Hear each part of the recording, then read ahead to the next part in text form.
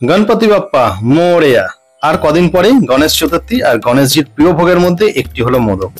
বিভিন্ন ধরনের মোদক গণেশজিকে নিবেদন করা হয়, আর আমি বিশ্বজিৎ আজকে তোমাদের সাথে শেয়ার করব কিভাবে খুব সহজে একটা সন্দেশ তৈরি করে তিনটে ফ্লেভারের মোদক বানানো যায়। তো চলো শুরু করি। তিন ধরনের মোদকের মধ্যে একটা হবে কেশর ফ্লেভার মোদক। তার জন্য অল্প একটু কেশরকে গরম দুধে ভিজিয়ে দিলাম।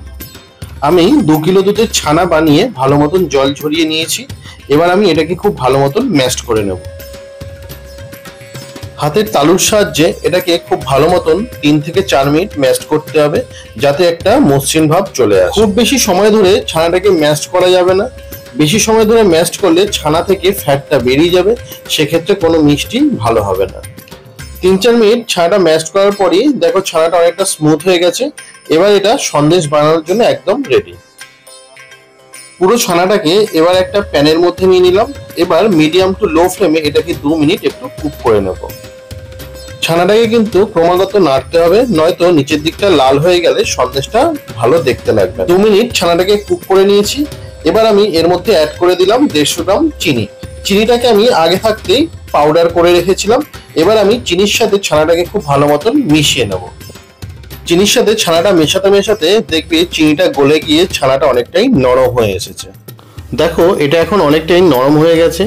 এটাকে ক্রমাগত নাড়তে হবে, আর নাড়তে নাড়তে যখন দেখবো এটা একটু শক্ত হয়ে এসেছে, তখন এর মধ্যে অ্যাড করে দেবো 20 গ্রাম মিল্ক পাউডার। এই মিল্ক পাউডারটা দেওয়ার ফলে টেস্টটাও অনেকটা বেটার হবে, আর ডোটাও অনেকটা টেনে যাবে। তো দেখো এটা এখন অনেকটাই শক্ত হয়ে গেছে। সন্দেশ বানানোর জন্য এটা এখন একেবারে রেডি। এবার আমি এটাকে নামিয়ে নেব। যেহেতু আজকে 3 ধরনের মোদক বানাবো, তাই সন্দেশটার 3 ভাগের 2 ভাগ অংশ প্লেটের মধ্যে সরিয়ে নিচ্ছি। সন্দেশটাকে প্লেটের মধ্যে একটু স্প্রেড করে দিচ্ছি, যাতে এটা তাড়াতাড়ি ঠান্ডা হয়ে যায়। প্যানের মধ্যে 1 ভাগ সন্দেশ রেখে দিয়েছি। এবারে আমি এর মধ্যে অ্যাড করব কেশর ভেজানো দুধ। প্রথমে আমি 2 টিস্পুন অ্যাড করে নিচ্ছি, তারপর প্রয়োজন হলে আরও অ্যাড করব। একেবারে অ্যাড করে দিলে সন্দেশটা নরম হয়ে যাবে। সন্দেশের কালারটা আর একটু বেটার করার জন্য আমি এখানে আরও 2 টিস্পুন কেশর ভেজানো দুধটা অ্যাড করে দিচ্ছি। এবার এটাকে 2-3 মিনিট ভালো মতো নেড়ে চেড়ে নিলেই সন্দেশটা একেবারে রেডি হয়ে যাবে।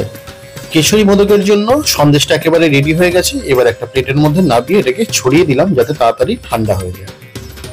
2 ভাগ সন্দেশ যেটাকে আমি আগে থাকতে সরিয়ে রেখেছিলাম, সেটাকে আবার 2 ভাগ করে তার 1 ভাগ আমি সরিয়ে নিচ্ছি। প্রথমেই বানাবো রোজ ফ্লেভার্ড মোদক। তার জন্য প্লেটে রাখা সন্দেশের মধ্যে 1/2 টিস্পুন গোলাপ জল নিয়ে নিলাম। তোমরা এর পরিবর্তে এসেন্স ইউজ করতে পারো। আর দিয়ে দিলাম কেটে রাখা কিছুটা পেস্তা আর রোজ পেটেলস। এবার এটাকে সন্দেশের সাথে খুব ভালো মতন মিশিয়ে নেব। একটা মোদকের মোল্ড নিয়েছি। এই মোল্ডগুলো তোমরা বাজারে খুব সহজেই পেয়ে যাবে। মোল্ডের মধ্যে সামান্য ঘি একটু মাখিয়ে নিলাম। মোদকগুলোকে সুন্দর দেখানোর জন্য মোল্ডের মধ্যে দিয়ে দিচ্ছি কিছু কেটে রাখা রোজ পেটেলস আর কেটে রাখা পেস্তা।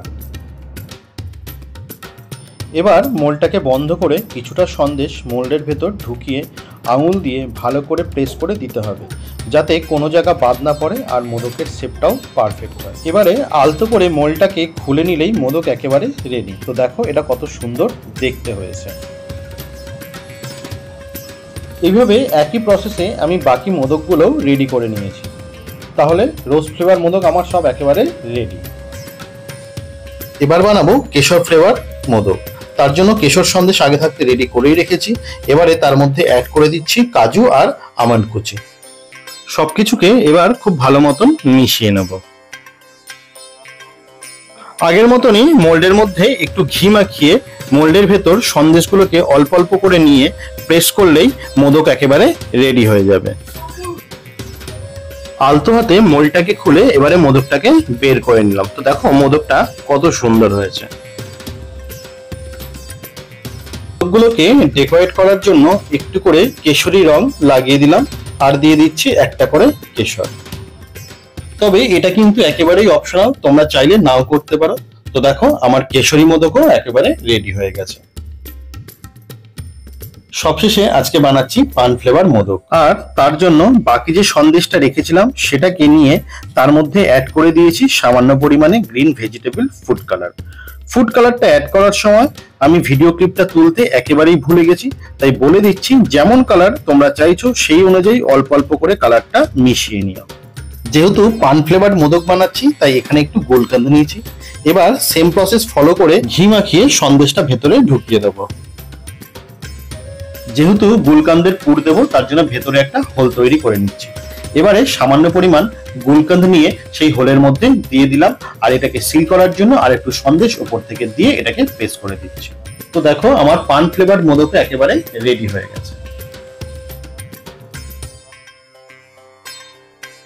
গণেশজিকে নিবেদন করার জন্য 3 ধরনের মোদক একেবারে রেডি। তোমাদের যদি আমার এই ভিডিওটা ভালো লাগে তাহলে অবশ্যই লাইক, কমেন্ট, শেয়ার করো। তো আজকের জন্য এটুকুই, দেখা হচ্ছে নেক্সট ভিডিওতে।